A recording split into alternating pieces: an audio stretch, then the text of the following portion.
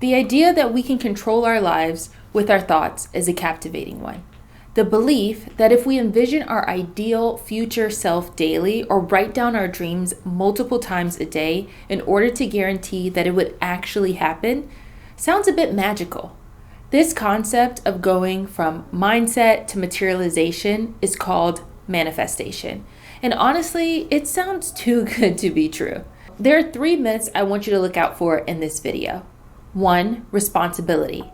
You are responsible for all the good and bad that happens in your life. 2. Control. You have ultimate control of the outcome of all the desires in your life. And 3. Sovereign. Your desires will supersede God's will. What is manifestation? Manifestation, in the context of the New Age movement, often refers to the idea that individuals can bring their desires or intentions into reality through the power of thought, belief, and energy. Which just means you can use your thoughts and energy to bring your desires to life. This concept is closely tied to the law of attraction, which supports that positive or negative thoughts bring about corresponding positive or negative experiences in a person's life. There are various ways to practice manifestation. Some people use vision boards, intention journals, meditation, or prayer. Though manifesting represents a certain faith in a positive outcome, it's not a religion, and those who practice it don't need to believe in a higher being.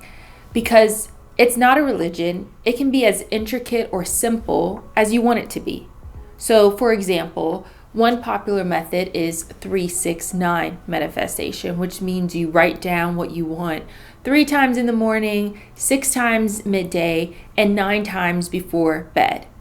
And some people keep it simple. They just tweet, and that's their manifesting for the day. Other people might put in money, hiring manifestation coaches, or attending workshops.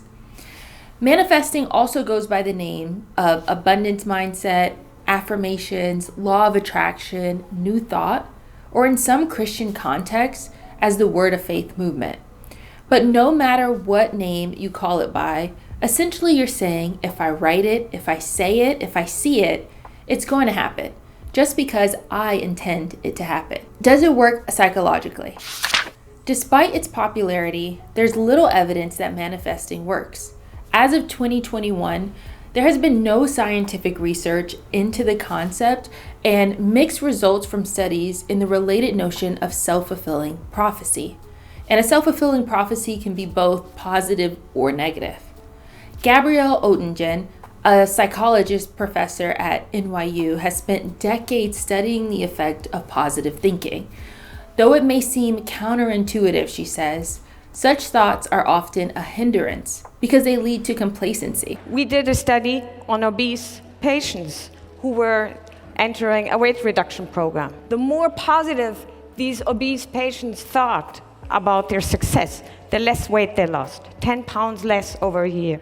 So our research has shown that positive dreams have the consequences that people put in low effort and they experience low success. One fundamental problem with manifesting, experts can agree on, is that it focuses more on the power of your thoughts than on the actions needed to fulfill those desires. It neglects all the other factors that exist, both controllable and uncontrollable, that impact how our intentions might ultimately materialize.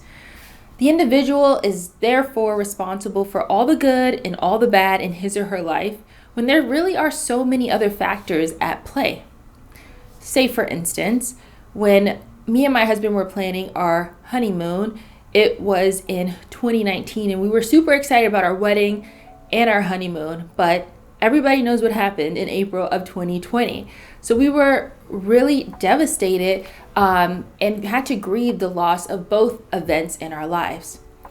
It really made us feel like, I guess, a victim of the situation. And I think that's what manifestation really gives people. That's its biggest appeal. You feel less like the victim of your life and you feel more empowered to control every aspect of your life. But I could have never predicted, or we could have never predicted the fact that a pandemic would have put a wrench in our plans, even though we did all the planning, We did all the writing down and planning that we could. We weren't intentionally manifesting, but yeah, we did put actions towards that intention. Manifesting makes us feel like less of a victim and less dependent. It's really empowering if it were true. Even though manifesting as a practice has not been proven to work consistently, the false ideology has infiltrated Christian churches at alarming rates. Supporters of the Word of Faith movement, or what some might know as prosperity gospel, name it and claim it, positive confession, word faith, they believe that faith works like a mighty force or power. Through faith, we can obtain anything we want: health, wealth, success, whatever. Faith is not placed in God, but it's a force directed to God. Sounds a lot like manifestation, right? Well, that's because the Word of Faith message has its roots in New Thought teachings. Kenneth Hagin is responsible for the Word of Faith movement as we know it today. He was a preacher who became involved in the post-World War II Pentecostal healing revivals in the 40s and the 50s. It's during this time that Hagin began to develop teachings that would eventually become the Word of Faith message. He claims that he had received all his distinct teachings directly from Jesus himself. And during this time, he also was influenced by E.W. Kenyon, a holiness preacher who emphasized divine healing and positive confession. Kenyon combined traditional Wesleyan holiness beliefs with concepts borrowed directly from New Thought metaphysics, which he got from Phineas Quimby. Quimby believed that all illness is basically a matter of the mind, and it results from the patient's mistaken beliefs. Hence, the cure lies in discovering the truth. He believed that he had rediscovered the healing powers of Jesus himself. So this mind science or healing from Quimby, plus the Pentecostalism of Hagin's time, that came together to get a peculiar mix of Christianity and mysticism in the Word of Faith movement.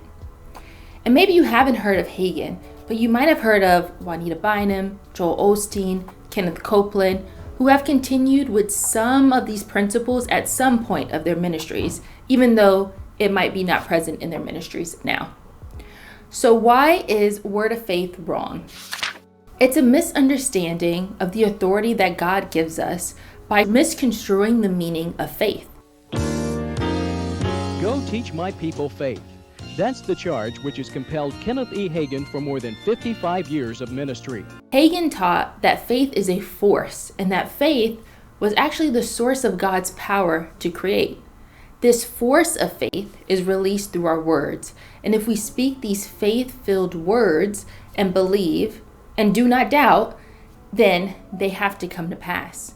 Meaning similar to God in Genesis 1, that we can create our own realities, that we can speak healing over our bodies and prosperity into our finances. He claimed that God himself operated by these same principles.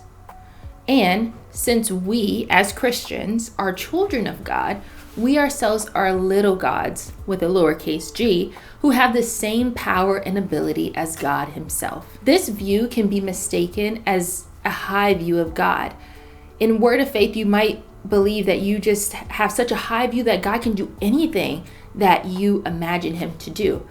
But it actually reduces God to just a genie or a servant that you command to perform. They demote God and they deify man. They reduce God to basically your cosmic bellhop.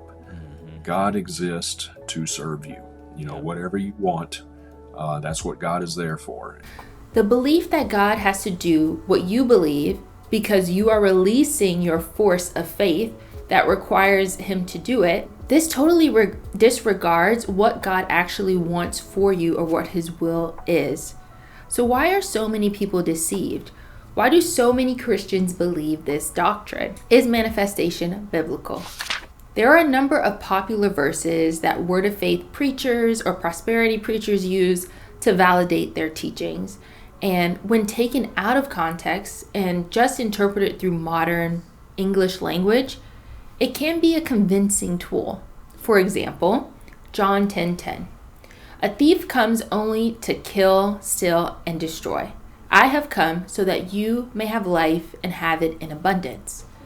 Abundant life in our context might mean health, wealth, more children, but in this context, God is talking about an abundant life through a relationship with Him. In Luke 12:15, we're warned to be on guard against all kind of greed, that life does not consist in the abundance of possession, which would go against the thinking of prosperity, of attaining more things. Philippians 3:7 says, because of the sacrifice Jesus made and the gift of eternal life, that we see earthly possessions and material gains as worthless. But we still see momentum in this word of faith movement. We witness that many pastors and their followers seem to find success adhering to this theology. I believe it continues to succeed and appear effective because the devil wants to distract you from who is really sovereign. You might have manifested a husband, but was that the husband that God wanted for you? Or just a distraction from trusting God so that you could crown yourself as Lord of your life? What the Bible instructs instead. While the Bible doesn't specifically talk about manifestation, the Lord does remind us in the Bible repeatedly that He is in control and we are not. Instead, God offers us prayer and petition or supplication. In Philippians 4, it says, do not be anxious about anything, but in everything, by prayer and supplication, with thanksgiving, present your requests to God. For example, God gave me a desire to go back to grad school at a top-tier grad school without paying for it at all. God might have given me this vision, but I still had to study, apply, take tests, and something I thought that was going to take me 3 years to get into took me 5 years because I failed that test multiple times.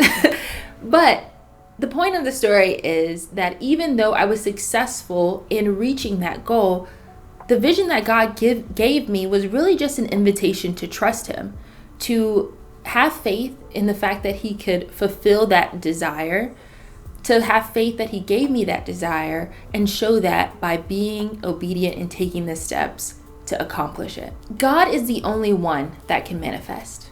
In Genesis, we see He is the creator and the only one that can speak things into existence. Manifestation is us taking God's role, when in fact we're not in control and our desires will never supersede God's plan. In Job, it says, I know that you can do all things and that no purpose of yours can be thwarted. Is manifestation real?